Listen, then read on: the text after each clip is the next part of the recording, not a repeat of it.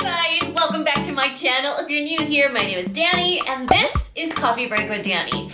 Alright you guys, so in previous girl talk videos or girl chat or girls night in videos, you guys have said that my outfit and makeup were unrealistic to the concept or the vibe that we had going here. So I thought this would be a lot more fitting. So this is a lot more, you know, it makes you guys feel a lot more included because we're probably all sitting at home in sweatpants. Yeah, I'm wearing sweatpants, barefoot. It's super windy outside. It's about to start snowing.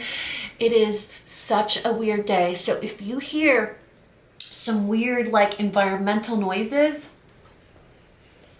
it's Mother Nature, you know, and nothing comes before Mother Nature. She decides. She's the boss. So today we are here with a girl talk video. It is number 8. How many of these videos have we done? But before we get into it, I do want to say thank you to Winc for sponsoring this girl chat video. You guys, we've done 8 of these videos, and let's be honest, the majority of them were sponsored by Winc because Winc is awesome and I'm obsessed. Listen, when they come back to me and they're like, do you want to promote this promotion to your pandas? Again, promote this promotion to your pandas. Promote this promotion to your pandas. PPP. I'm like, yeah, of course I do. Who doesn't want 4 bottles of wine delivered to their doorstep for $29.95, including shipping, right? Okay, so what does this say about me? I'm sitting here at my table holding a bottle of wine with my little wine glass ready to go. How cute is this little wine glass? This was a birthday present from my co-parents' bonus daughter. So like, what does that make her? My co-bonus daughter? She's just precious. I'm obsessed with her. She's Mateo's same age, so she's 10 as well. She's the cutest and she got me a birthday present. But a 10-year-old got me a wine glass for my birthday. That's just everything you need to know about who I am as a person. So if you guys are unfamiliar with Winc, this is a Winc haul. This is how it arrives to your doorstep, you guys. Listen, I have never, ever in the history of my Winc subscription had an issue with shipping. So I have to say that. I have to give them props for that because it's like the most secure like baby carrier in the world and your wine arrives safe every single time. Now, I know what you guys are gonna say. Dani, it's dry January. I'm sorry, dry January doesn't live here, okay? Do you know why dry January doesn't live here? First of all, I need to get a fancy bottle opener because this old school stuff is it's just not my style, you know? I'm cooler than this.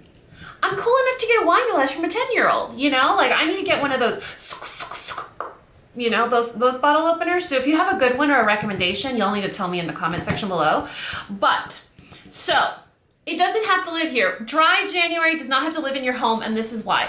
If you subscribe to Winc, which again, there's no membership fee, there's no obligation, you can skip anytime, you can cancel anytime. They have over 200 exclusive wines to their website that you can filter them by preferences. So like, let's say that you go into January with new goals, you can filter, they could be organic wines, they could be keto-friendly wines, it could be low sugar wines. They can even be like sustainable, I don't know what I'm talking about, but like healthier wines, you know what I mean? Is that a thing? Healthier for you alcohol? You better believe it is. Is this a long pour? Am I not doing this right? Did I just pour half a bottle? You know what? It's been a rough 2.5 years, okay? Maybe 3 years. So we're just gonna have some fun today. We're gonna be girls hanging out. We're gonna chat. We're gonna gossip. We're gonna rant. And it's all gonna be anonymous and I'm gonna be your voice. So before we get into it though, let me show you guys the oh God, I almost dropped it. Did you see my face? It's almost like I dropped an infant. The lemon peasy, the easy peasy lemon squeezy. This is one of my favorites. You guys have seen me pour half of one of these in one of those glasses in a previous Girl Talk video. I'm pretty sure we drank the bottle together that day, okay? And then you've heard me talk about this guy. Oh, he's a little dusty, sorry. It's from that recyclable packaging it comes in. You know what? It's recyclable packaging. I don't care. It can show up as dusty as it wants. But if you guys like a good red, the Pinot Noir Folly of the Beast, oh Man, it is delicious. And it's one of the few red wines that doesn't give me a headache. Shocker. And then this one, I don't think I've tried this one before. Maybe, like, I'm cleaning wine bottles on the internet. This is what my life has come to. Isn't it amazing? So this is the Alma Libre Cab from Chile. Look at that. Look at that sexy bottle. Isn't that gorgeous? Is it a photo? Is it watercolors? Like, what is it? I don't care. I want it to be in my mouth, in my tummy. I want to have some fun, because you know what? Dry January doesn't live here, and it doesn't have to live in your house either. All right, you guys, so if you're interested in checking out Winc, there will be a link in the description box below. The promotion for that link is 4 bottles of wine for $29.95, including shipping. Yeah, FedEx is gonna show up to your door and you're gonna be like, huh, Merry Christmas, thank you very much.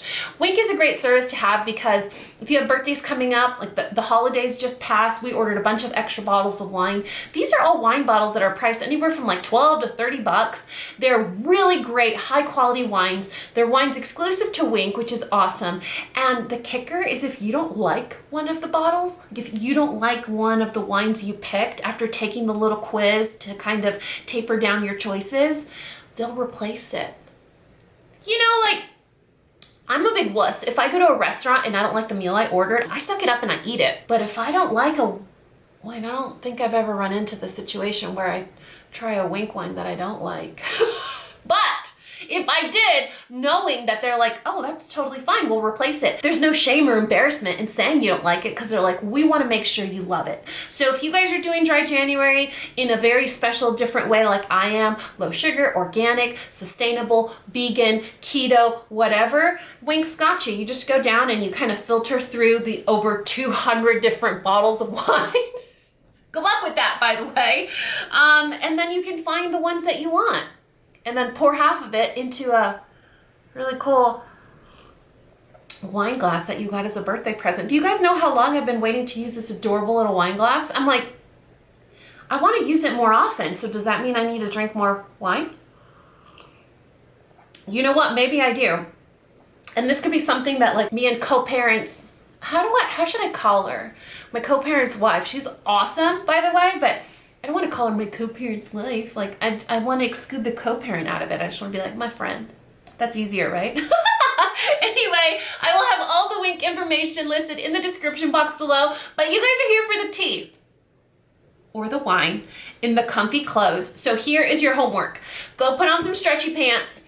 Go grab yourself your favorite drink. If you're doing Dry January, good for you. But if you're not, then go get yourself a drink, a half a bottle pour in a glass, and then come sit down, because we're going to answer all of your questions. We're going to talk about your rants. We're going to talk about your confessions, and we're going to get into it, because I'm pretty sure it's going to be heavy. Listen, it's been tough for all of us, so I anticipate these questions to be a little bit difficult, but we're going to get through it. You know why? Half a bottle. Half a bottle. This is who I am, and I hope you'll love me for it. All right, you guys, I was a total heathen and poured half a bottle of wine into this beautiful wine glass, and I didn't even tell you what we were drinking today. So we're enjoying the Sweatshirt 2020. It's a rosé from France. I have no idea what it says on the back except rosé à la recuse. So if that means something to you, that's what it says on here. Look how pretty the bottle is. It's like, oh, am I on a fantastic beach vacation? Probably. I'm taking a tour of the island on the, I was gonna say pontoon, but that's not very fancy vacation sounding. So now that I've showed my true colors, let's move on. So, tips on navigating cultural differences in a relationship. If you want to meet cultural differences in the form of oil and water, that would be Parker and I, but I don't think it presents much conflict as much as it is like interesting and curiosity, especially when the conversation of like sex or birth control or curfews or things like that, because we are like polar opposites, and it has a lot to do with culture. Like, I come from a Mexican Catholic, really uptight upbringing, and so polar opposites. You know, Parker's traditionally, what's the right word, like American? White family rules, and so they're a lot more flexible, and I never thought I would be a lot like my parents, because growing up it felt very suffocating, and now that I am a parent, I'm like, well, I could kind of see why they did it. So, but it doesn't cause us any conflict, or we don't have to like navigate through it. It's usually like, if it's significantly different, you could do what you need to do with your kids, and I can do what I can do with my kids, but not, I can't see any issues with it, except when I told Parker I didn't like crawfish. That we almost broke up after that. Sorry, no crawfish boil for me. This is a hard question, and I wanted to talk about it because even though I don't feel adept, is that the right word, to answer it? Like, I don't feel like I'm qualified to give you a good answer. I think people in the comments might be able to give you a little bit more insight on it. How do you manage expectations in a relationship? Because if you were to ask me, I would say going in with expectations from the start, or being in a relationship with expectations, is the problem in and of itself. Because in general, when you have expectations, I think it's no surprise when you get disappointed, because how do you expect people to know what your expectations are? Because they're yours, not theirs. You know, this is something that's important to you, maybe not to the other person. So expectations usually cause space for disappointment, or territory for disappointment, open up space for disappointment. Now, if you have expectations in the form of, like, I don't know, loyalty, not cheating, maybe no drug use or physical abuse, I don't think that should even be considered an expectation as much as just being a good person. But if you have expectations when it comes to like finances, or amount of kids, or having kids, or goals with your career and things like that, that's a tough one. So if you guys have any advice for our friend on how to manage expectations in a relationship, I think starting off without any is probably a good start, because once you have them, it's grounds for disappointment. You know what I mean? I hope that was helpful. I think you're gonna get a lot of helpful comments. Dealing with an emotionally unavailable spouse is making me lose my mind. That's a tough one. That sounds like you guys could benefit a lot from talking to someone, and I wanna make sure that I am very transparent when I tell you guys it's not something that should be taboo or something that should embarrass you. In fact, the more that I talk about it openly in our social circles, the more that people say, I'm glad you told me, we went to get help, or me too. And so what I'm talking about is seeking resources when it comes to your mental health. Parker and I have a marriage counselor. One of my sons has a therapist. One of the girls has a therapist. And it's just one of those things where you don't have to feel like something is wrong with you to go speak to somebody.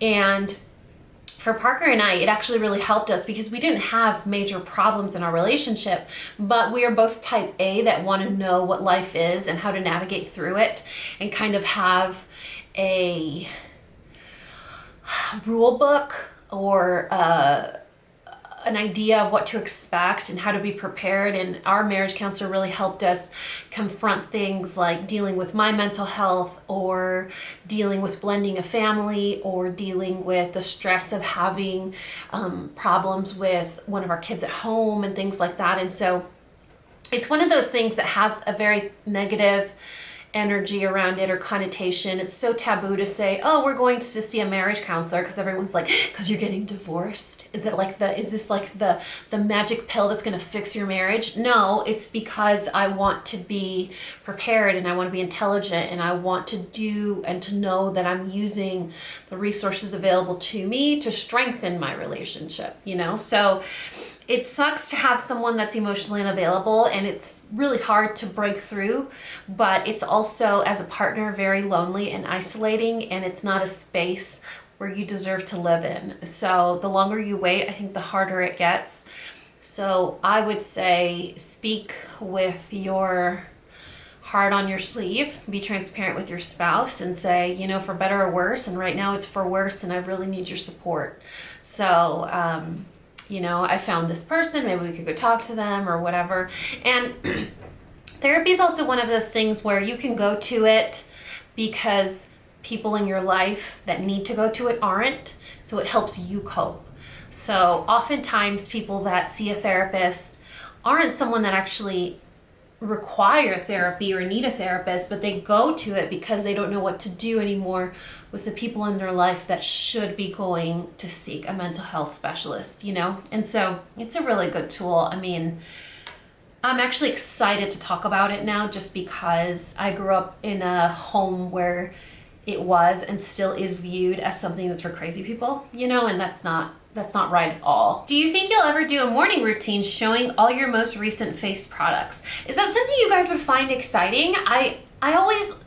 So the way my brain works is I kind of like microanalyze everything that I do throughout the day, and I wonder, and I kind of put it in a poll in my own head where, would this be something they would be interested in seeing? Probably not. Would this be something like, I deodorize my carpet, right? Like I buy this special powder that's for a home with pets, and I put it in my rugs and things like that. I let it set for a few hours, and then I vacuum it up, and then I vacuum it again, and then I vacuum it again. And I do this maybe once a week, once every 2 weeks.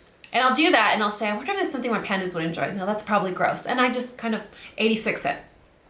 I'll get ready in the morning. Like today, when I was blow drying my hair, I was like, I wonder if they would find this helpful, like the way I blow dry my hair. Because I use 2 products in my hair, a volumizer, which is why you see how my hair looks kind of puffy up here. I use a volumizer, and then a like shine spray down here. And so very different, 2 different sprays, but it's what I do when I blow dry my hair. I'm like, I wonder if my pandas would. So stuff like that, I poll it, and then I 86 it completely on my own, and I don't even ask you guys. So if you guys want to see like what goes on my face on days like this where I don't wear any makeup, I'd be more than happy to share it. I just don't know if you would find it interesting because I have aging, normal to combo skin. It's prone to breakouts based on my diet, but there's certain things that I do and stuff like that. So if it's something that you think you would find insightful, then let me know in the comments, and I totally do it. I feel like I've run out of ideas. Like everything's done and overdone, but at the same time, like I have my favorite vloggers and influencers that I follow that even if they put out content that is like beaten over and over like a dead horse, the topic, I'd still watch theirs because I like them. So let me know. This is a really good question. Describe an ideal Dani day. I've actually been having a lot of those ideal Dani days, and it's so important for me, and I've realized that there's no shame in just doing it. What is exciting for you or what you find refreshing or important or valuable. I am so in love with this little lip oil, you guys. It's from a brand called Merit from Sephora. It's so comfy. It looks like that. How cute is that? So fancy, right? So like an ideal day for me would be getting up late, which is like 7:30. But at that point, the dogs should have already been fed and medicated. And so that would be something that Parker has to do for me, which God bless him because he already has learned their routine like to a T. And so it would be getting up 7:30, having my coffee, kind of doing a little checklist of my chores, like so I don't fall behind, like is the dryer empty, is the washer empty, do the boys have clean clothes, are we ready to go, depending on what days, the day after. The days that I find the most relaxing and that make me the happiest are the days where I don't feel like I'm being pulled in a million directions, where I actually belong to myself and I can watch 6 hours of TV or, you know, order the food I want or tell Parker what I've been craving, and it's just a very easygoing day. I think the days where I am being pulled in a million directions are the days that I get the most stressed out. But enigmatically, it also makes me feel super useful, like I'm important and my family needs me, and so it's an empowering kind of day. But if it was just going to be an important, like a day for me, just all about me, it would be somewhere where I don't have to be anywhere, where I don't have to do anything. I don't have a list to work off of. You know, I don't have those like mental load constraints that I usually have on a day-to-day basis, which is why the first thing I said was the dogs need to be fed and medicated, and as long as I don't have to do it, that's one thing off my plate. Yeah, I would say if I belong to myself for a day, that's the perfect day for me. I am a first-time mom due in April. Congratulations. Can I hold the baby? Due in April. Super excited, but also super nervous. Any advice? If you're not super nervous or your first baby, you're not doing it right. It's totally normal. It's totally normal to be nervous. It's totally normal to think you're going to be the worst mom ever. It's totally normal to be scared or apprehensive of the birth. It's so weird. Every mom that I spoke to before having my first son, Mateo, was like, it just clicks. You just figure it out. And it sounds dumb, and it sounds like, for me, that's an overthinker, and I want to plan everything, and I want to have the answer in advance, and I don't like surprises. That doesn't give me any peace. But let me tell you, they hand you that baby in the hospital, like they just give you the baby, and all of a sudden, you know how to do everything. It's so weird. You know when they're hungry, you know when you need to burp them, you know how to rock them. Because you can't learn any of those things. Every baby is born with their own special little quirks and needs and things that make them happy. Like the things that worked for Mateo didn't necessarily work for Daniel, and vice versa. And so it's one of those things where, like, yeah, you can be nervous, but you don't really know the answers to the test until you're holding the baby. So try to enjoy the last little bit of freedom that you have. Try to enjoy the fact that you don't have to strap anyone into a car seat, that you don't have to leave the house around nap time, or leave the house making sure you have a clean diaper, or work your schedule around feeding time. Like right now you have all the freedom in the world, and that's all going to go away overnight. Literally overnight, you won't belong to yourself anymore. So try not to let your future steal from your present. Enjoy your present moment, because when they hand you that baby, everything will be right in the world and everything will make sense. But for now, don't let the nerves get the best of you, because just try to enjoy right now. Try to enjoy yourself, your spouse, your boyfriend, whatever, and just enjoy every inch and every bit and every second of freedom that you have, because it's all going away. It's wonderful, but it's also like a prison sentence. That's why they make the baby so cute, and they smell so good, and they're so adorable and fluffy, and all those little dents in their thighs and their legs and their little wrist fat. That's why God makes them cute, let me tell you. What was the moment you knew all the kids were going to get along? I mean, from the moment they met. I think they met for the first time, I don't even remember. I think it was a pool party at Parker's house, because I met the girls, he met the boys, and then we brought them all together. And I'm pretty sure it was a pool party where it rained. So it was like one of those days where everything goes wrong. Daniel was cranky, he was still in diapers, but the girls were so kind. And I think one thing I have to give Parker and his co-parent props for is they've raised really caring, loving, transparent girls, where while they have their normal little selfish instances as teenagers, like every teenager is normal, they have this ability to just fit in anywhere you put them, like make an effort to have fun wherever you put them, to include anyone wherever they are. You know, it's just a very, the best way I could say is they're balanced. They're healthy, balanced little girls where no matter, they're not even little anymore. I mean, one's driving and going off to college in like a few months. Anyway, they just are, I don't know, they just step into shoes no matter where you put them in. They step into roles so easily, you know, the older sister role, the mom role, the babysitter role, the friend role. They kind of just roll with it, and they're just so wonderful. And I've never had a moment where I can say, oh, this is going to be difficult. In that aspect of the kids getting along, it's not a problem at all whatsoever. For us, the problems were raising them, you know, rules and expectations of our kids. Our parenting differs significantly, but when it comes to our kids getting along, Mateo is obsessed with Taryn. So he'll come home and he's like, why is Taryn's car not here? Shouldn't she be here today? And I'm like, oh yeah, she went out with her friends. Where did she go? Oh, to the mall. How long is she gonna be? Oh, I don't know, buddy. She went to see a movie and to have some food. Are boys going? Is she okay? Does Parker know where she went? So, whereas the girls should be worried about them and taking care of them because the girls are the older ones, it's the boys that are like, did you see what shirt she was wearing? Is Parker okay with that?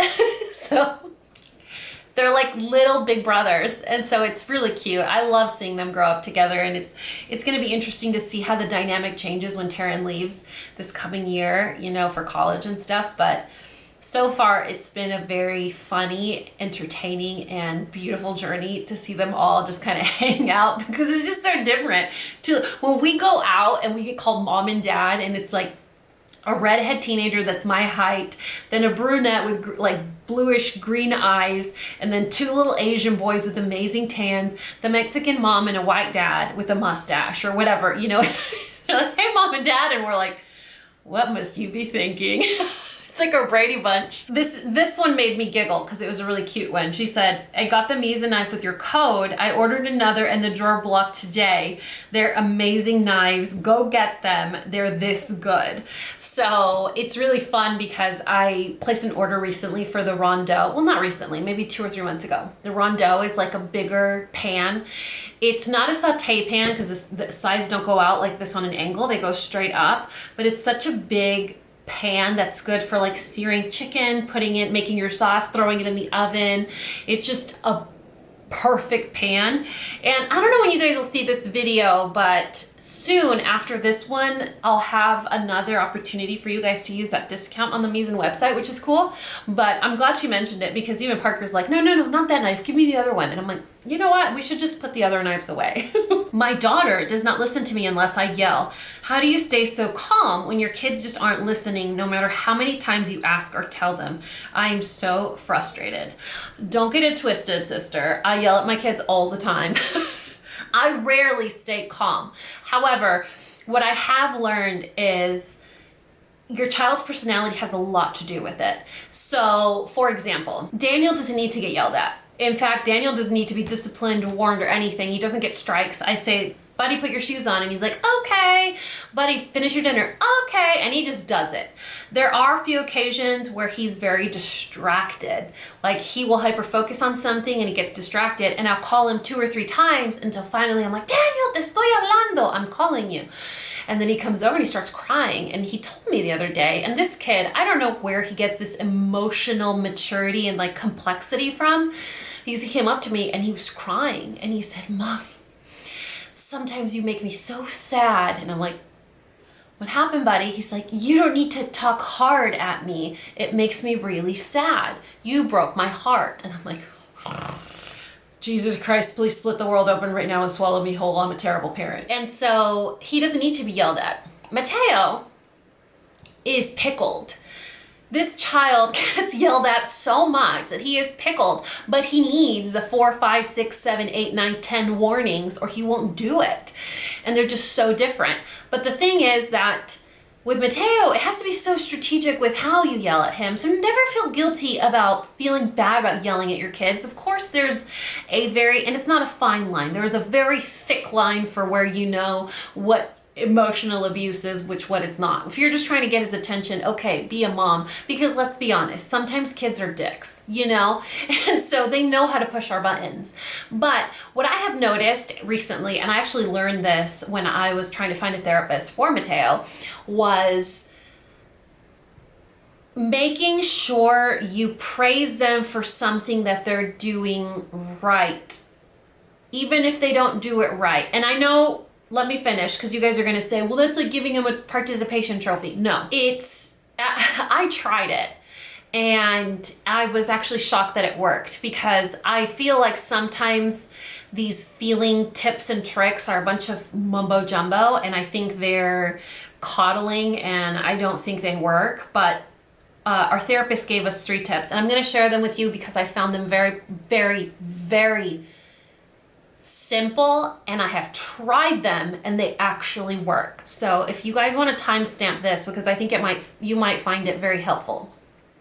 Number 1 is to reflect their feelings and relay their feelings to them. So if your child is trying to put on his shoes and he starts crying or fussing or whatever, you can say, wow, I feel like you're struggling right now. I feel like you're very frustrated.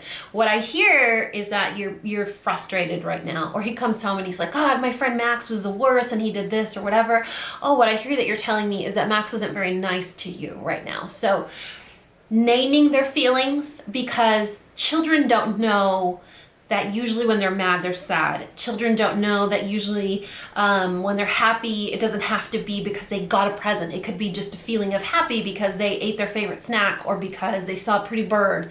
So helping a child develop their emotional language, naming the feelings. Number 2 is choice giving. Always give them 2 choices.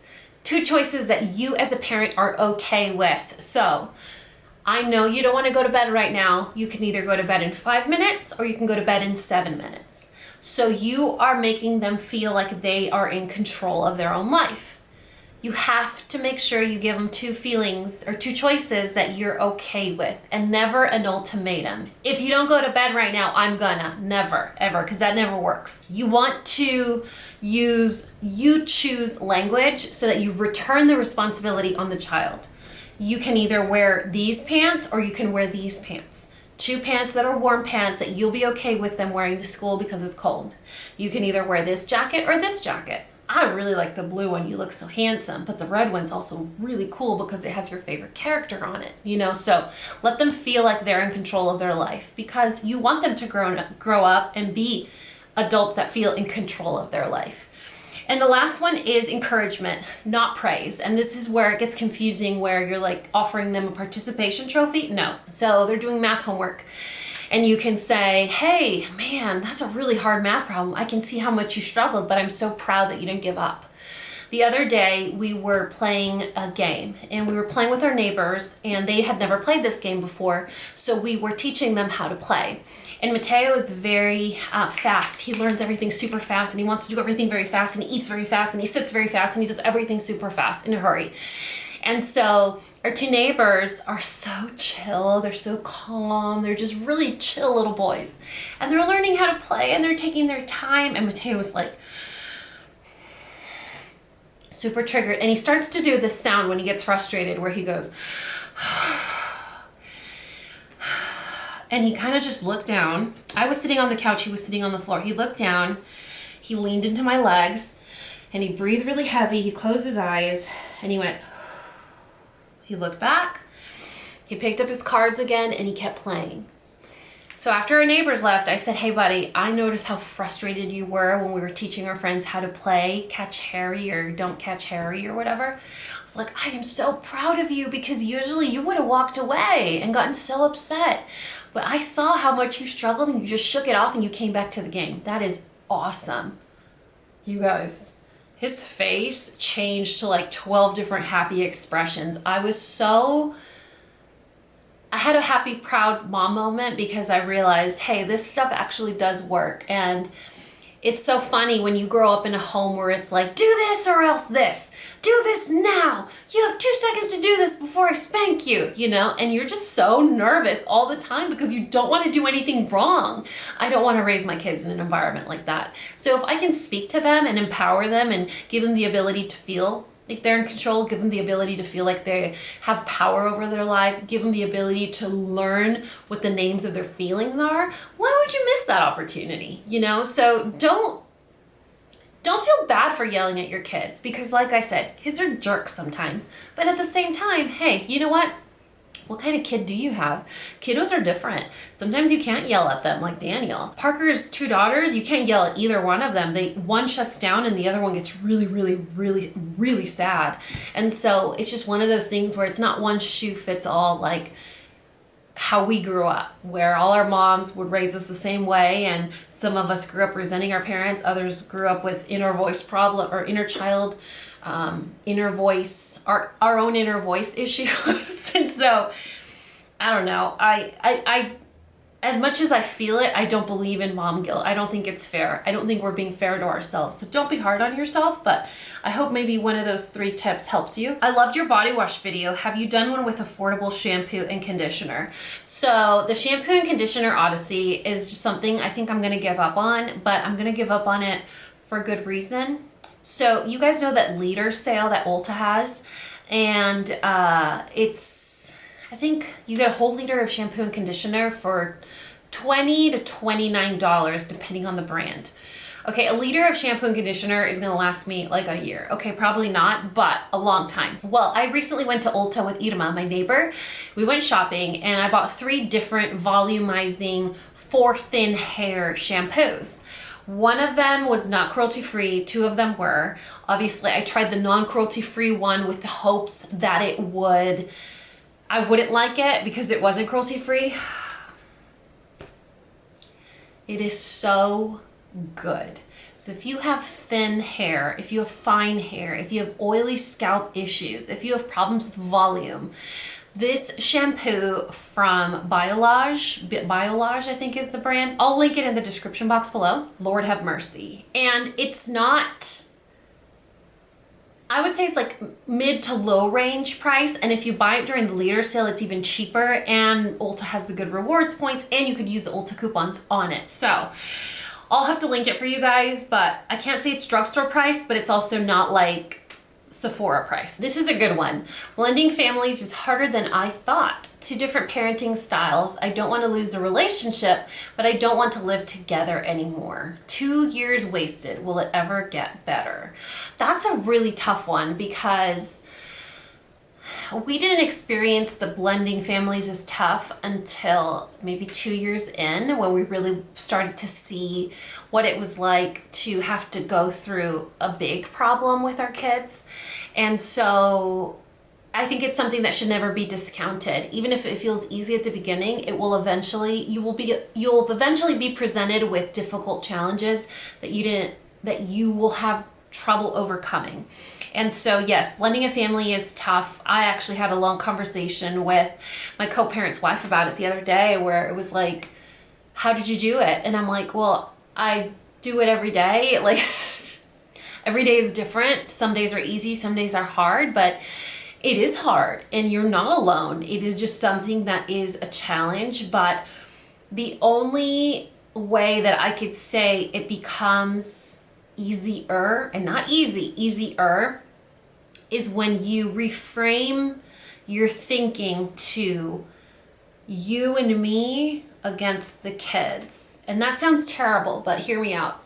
So it's not me and the boys, Parker and the girls against each other. Like, it's not teams. It's not like family A versus family B. No, it's the parents raising the kids, the parents facing the parenting, the parents raising the children. So it's never the dad with the girls and the mom with the boys. No, it's you and me against whatever we're facing.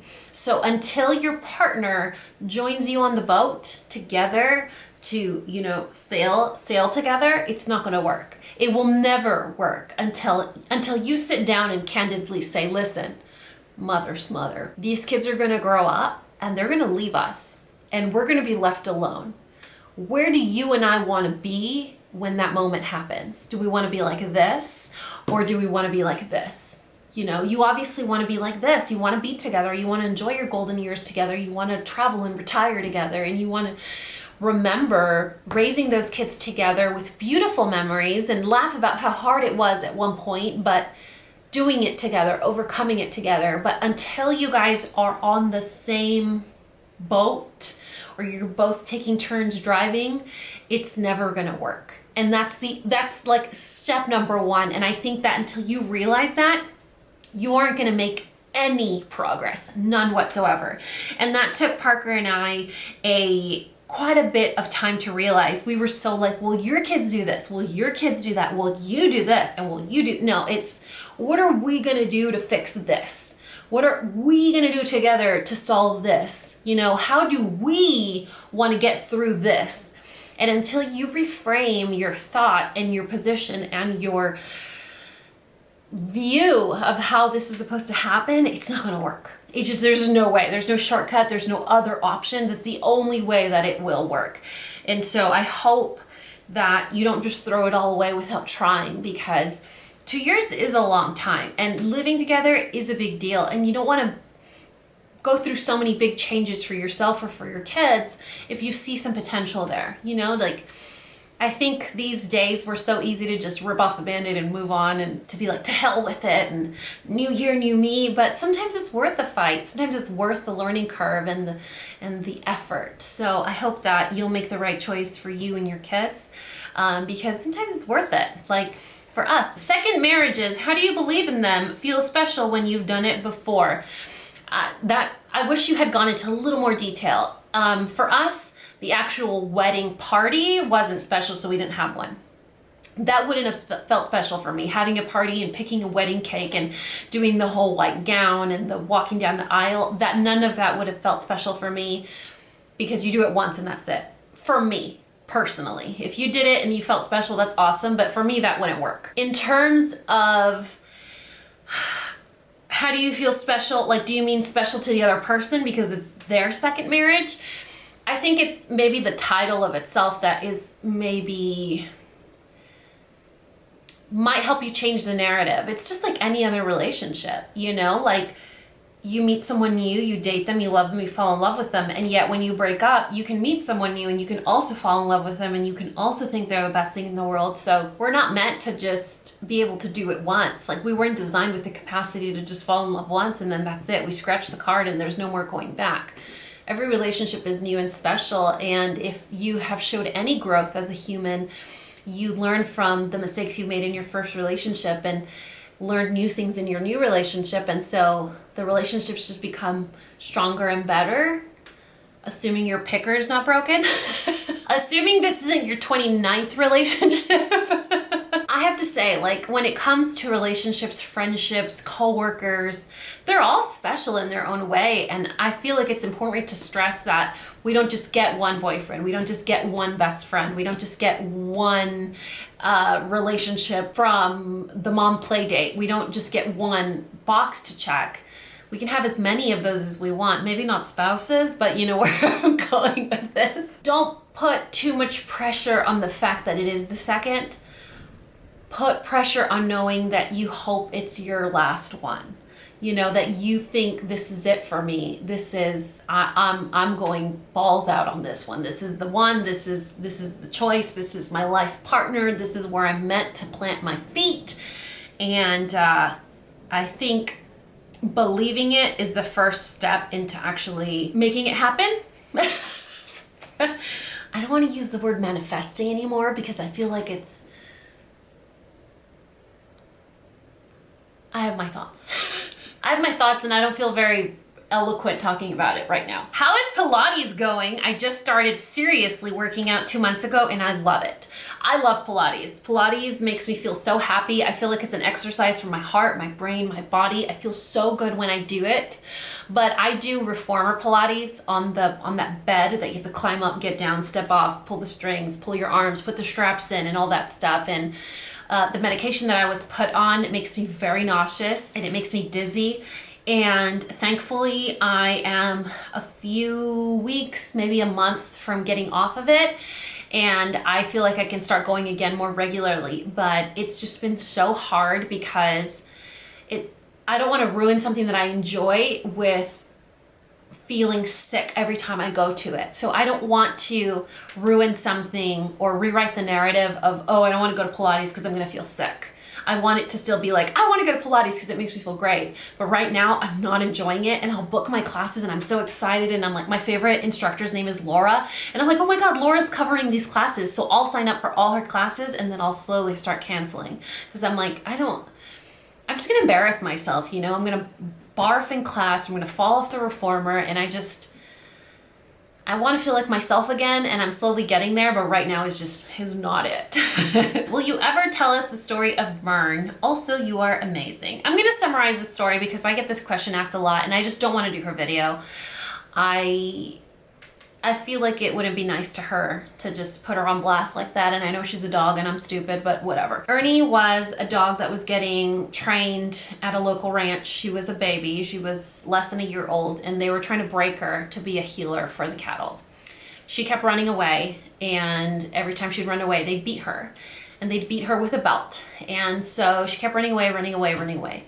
We had a freeze where Dallas was under 3 to 4 inches of ice, just straight up ice. It had never happened before. So at the time, my co-parent was able to kind of trap her. We put a little heater, we put a little floor heater out front and bought her some kibble. I drove to Target. I was like super pregnant.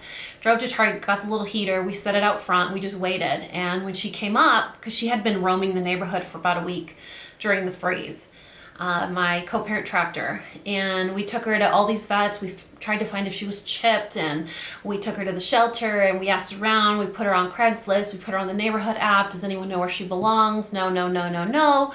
Long story short, we kept her.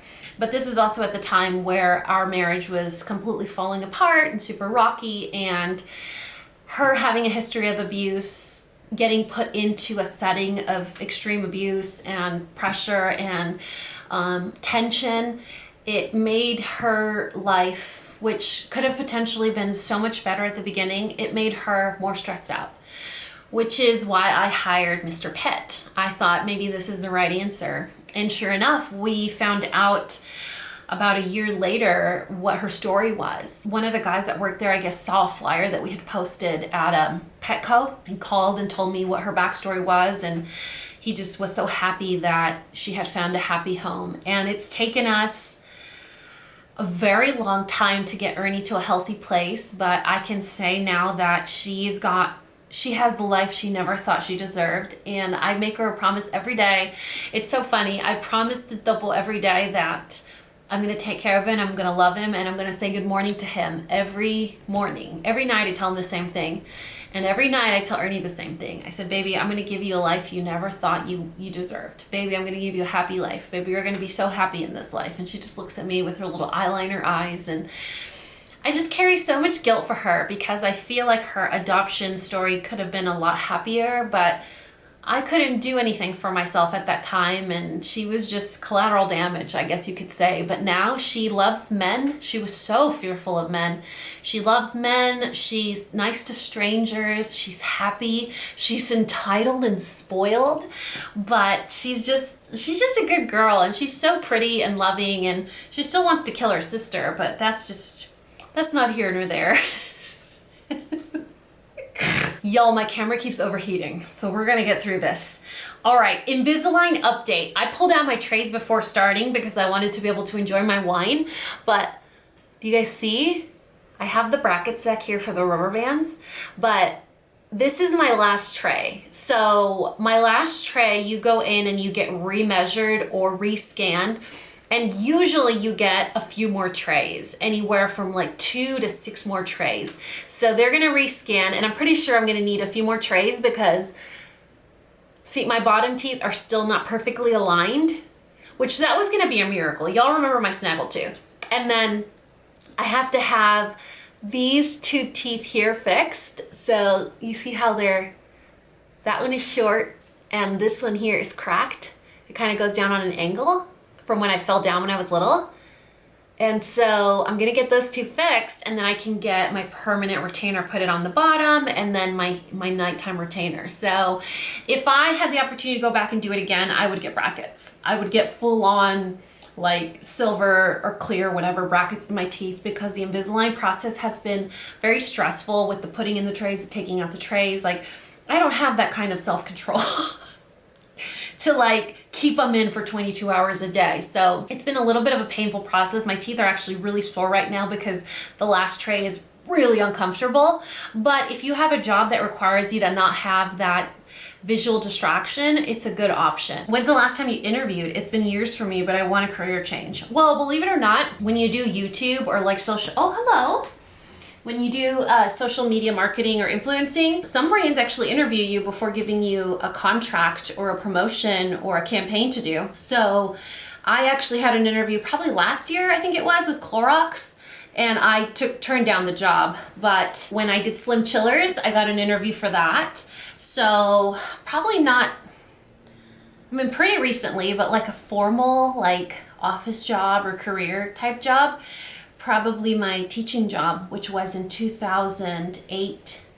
So in 2008, maybe 2007, no, 2008, I was interviewed to be a teacher, and that went really well, like really, really well. I turned it down twice, and they called me back, and they were like, please come back. And I was like, okay, I'll do, oh, you okay? I did another interview and then they convinced me. I just wasn't sure that I was actually gonna be able to do it, that I was gonna be able to do a good job. I'm very hard on myself, and if I don't feel like I can do something very well, I won't even try. I know that's awful. Sophia, don't listen to mommy. That's terrible advice. Because you're supposed to be like, well, just try. What do you have to lose? But I'm like, if I don't think I can do it, I'm not gonna do it. What's the hardest part of motherhood at the current stage you are in? So we're about to get very personal, and I think it's in an effort to make the world feel smaller for maybe some of you moms out there.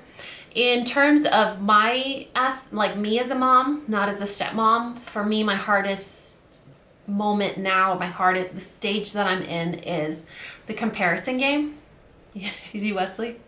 It's having a little breathing fit down there. Is the comparison game. You know, struggling so much with one of my sons and saying, and fighting back the urge to say, look at your brother. He's so easy for me. He doesn't give us any issues. He doesn't get in trouble at school. And so we don't do that. But the urge is there, you know, the urge of, you come from the same dad and the same mom, and like, why? Or fighting the urge to say, what's wrong with you? I want to help you. Let me help you. How can I help you? But you can't do that. You can't do that. So that urge to just impotency of not being able to help your children. And I think in the role as a stepmom is trying to save them from making mistakes, because they're at the age where they know everything. They already know. They know. I know what to do. I know what I'm doing. I know everything. I know everything. And you're trying to be like, well, don't do that because then this is going to happen. And you want to save them from making that mistake. But I don't know if you remember being a teenager, but you didn't learn by being told not to do something. You learn by making the mistake and then having to deal with the consequences. And that's what we're in right now, is dealing with the consequences of making mistakes, but fighting the urge to be like, don't do that because this is going to happen. And then they're just going to be like, whatever, you're just being a boring grown up. And so I would say that, but it's always something, but it's so rewarding to be a parent and just being present for these two little humans and remembering what it was like to be on the receiving end, like when you were a child, and reflecting on how you want to do things differently, or what you want to keep from how you were raised, and do it with your children as well. Are you still friends with Sam? Of course. Sam and I will always be friends. Sam is one of those people that, like, I think we had our first big, like, rift ever, or only rift. I think it was the only rift we've ever had in 7 years, maybe. How long have we been friends? Mateo was almost 2, and he's gonna be 10, so that's how long we've been friends. Recently, a few months ago actually, but it was just one of those things where we knew we were friends, but we just needed a little time apart to just give each other room to breathe.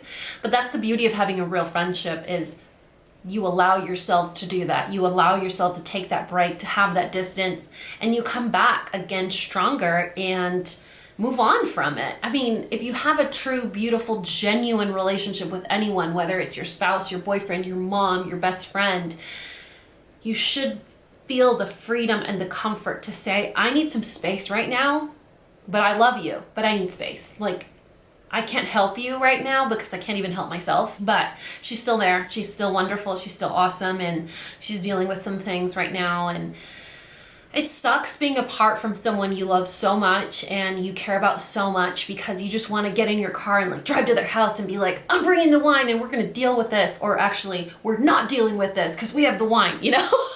I miss her. I miss her so much. And again, I wish I could get in my car and go see her, because I would probably go see her 2-3 times a week, or have her come here. I can't live without her. She is just, she's family. She's full on family, and I can't imagine, I can't remember life without Sam. Are you okay? I do mean this honestly and truly, and I'm gonna leave that as the last question because I think this video has been long enough and my camera is freaking out. So, are you okay? I do mean this honestly and truly. So a few years ago, almost 3 years ago, I had explant surgery, and in that video I explained to you that I had my breast implants removed, and that it instantly helped relieve my feelings of anxiety and just some like itchy discomfort, uncomfortable mental health issues that I found because of having a foreign body or foreign object in my body. And so a foreign body. And so I've had this question a lot about, well, you said you had these like mental health issues in that video, and now you're dealing with whatever's going on, because I've been a little vague about it. They're totally separate, totally different things. When I had implants, I would have this inexplicable anxiety out of nowhere in just a random scenario. It wasn't specific. It just would come on whenever it wanted. It would leave whenever it wanted. Most recently, I've been having a lot of feelings, just personal feelings with who I am as a person and how I am as a mom and a wife, and just kind of learning more about my inner child and how I was raised and how I'm raising my kids. And it just got to the point where it kind of came to head, where I had feelings I've never had before.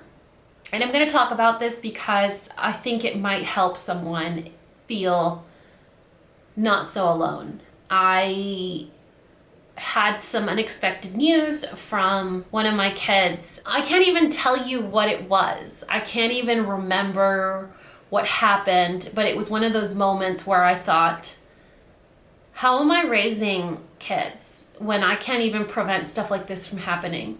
How am I, like, you know what? Parker already knows my dog's routine. He knows how to take care of them. My co-parent is happily married. His wife is amazing and she's wonderful and she loves my kids, and my boys are happy when they're at that house. I think I've finally gotten to a point in my life where I am replaceable. I feel replaceable. And I didn't mean it in a self-pity kind of way. I felt it in like a relief kind of way. Like, I can stop the noise. And immediately after feeling that way, I ran over to Parker, I hugged him, and I started sobbing, and I said, I don't ever want to feel this way again, you know? And I told him exactly what I was feeling. We called my therapist and we set up appointments, and it was just a really telling moment because I started to have feelings that made me feel yucky and that made me feel scary to myself. It was just about me. It was just about what was going on in my life. It was something that I could pinpoint and say, this is exactly what's causing these feelings. And opening up to my family, I learned so much more about the mental health issues that are in my family, and it all made a lot more sense. And so I have been dealing with that recently, which is why I took that unexpected break in the fall and winter. I just couldn't deal. Like, I showed you guys a picture in a vlog, and I'll link that vlog in the description, where I was just out. I was out. I was asleep most of the time, you know, when my kids weren't here, but it just took so much out of me to be mom when my boys were here that the minute they left, I would just collapse. Because I would save and like reserve all my energy so that they wouldn't know anything that was going on, because I don't want them to. I don't want that for them. I tell them when mommy is struggling. I tell them when mommy's sad. I tell them when mommy's happy, but I don't want them to see mommy broken ever. I wasn't okay, but I'm getting there. I'm better than bad now, but I'm still not in a place where I feel truly like myself again. I feel so good talking about it. I feel so comfortable talking about it. I feel so safe being able to discuss it with Parker and being able to discuss it with my brother and with my mom and with Sam, where I can hold myself accountable and they could hold me accountable, and I could be like, this is what's going on, this is how this makes me feel, and I just feel so much stronger. I literally felt like I got torn apart completely, just like skin, muscles, you know, broken bones, just completely tore down, and I'm slowly getting put back together. I'm almost there, and I feel so good about the progress that I've made, but I still want a little more for myself. So it's a slow process. It's a possible process. And part of me feeling normal again is going back to this. I appreciate you guys for being patient. And I also appreciate you guys so much for making me feel like this is a safe space to share, because it is a small world, you know, it's a small world if we talk about what's really going on, and it's a safe place to talk about it because we come here for the community, we come here for the friendship, and if I can contribute a little splash of true life, it's the least I could do. It's free, and it actually holds me accountable for the betterment and the progress that I want to see in myself. So if this little bit of sharing or oversharing helps you, then I'm here for it. Falling on the cross for you guys. Anyway, I really hope that you guys enjoyed this video. Thank you guys so much for always submitting really great questions.